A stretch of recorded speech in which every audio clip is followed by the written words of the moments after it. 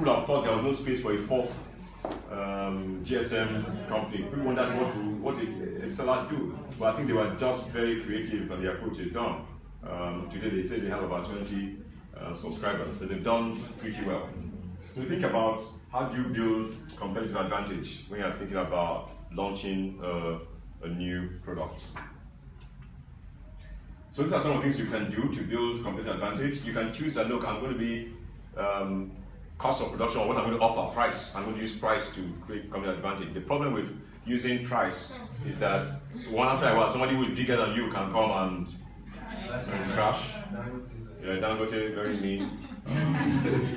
Okay. But whichever area, some people will say you want to focus, just allow me to focus on a particular area. So boutiques would just say, look, this is all I want to do. Some guys will say, all I want to sell is Lagos markets, and focus and drill it down. But whichever you choose, whether cost leadership or focus, differentiation must be what you are seeking to do. Differentiation is, how am I going to be different from competitors, existing guys, or any new guy that comes. And that is always the constant battle in industry. That's why Apple innovates as quickly as it does. That's why BlackBerry and Nokia are struggling, right? Because they have not succeeded in being innovative, being differentiated. So you always think about that. How am I going to appear different and superior on a long-term basis? And long-term, even if it's clothing, even if it's just fashion. What is it about your fashion house that's going to create a difference? Is it in terms of the styling? Is it in terms of your delivery, or how quickly you deliver your promise? Well, you must be thinking about that.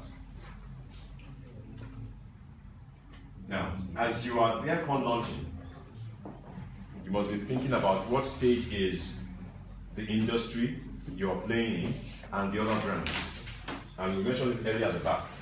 Typically, because you are a new product, a new brand, you must be thinking about, how do I create awareness around my product? And you know, awareness has different levels. It's about, so if I asked you to tell me a brand of cigarettes, you don't know, so he doesn't know. Okay.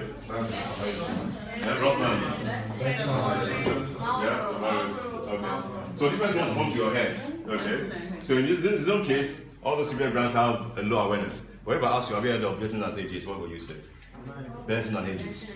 Your head. So you say, okay, I've heard this. That's some level of awareness. So there's different levels. There's spontaneous awareness, there's prompted, there's unprompted. Spontaneous, top of the mind, the one that comes your head first, and then you get down to drilling down. So there's different levels. And the key thing is, for any brand or any product, you want to get your awareness levels out there in the minds of consumers, such that when they're mentioning brands in a certain category, your brand is in the mix. Because if people are not aware, they cannot even put you in the consideration set. So that's what you want to create. And also want people to quickly use your product. So you must be thinking about, how do I get people to be aware and also to try my product?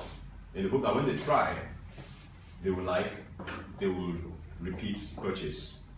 That's what you keenly want to do when you're having a new product. If you happen to run a business that is growing, the issue is, how do I grow market share? How do I get more and more people to buy the product, to use the product?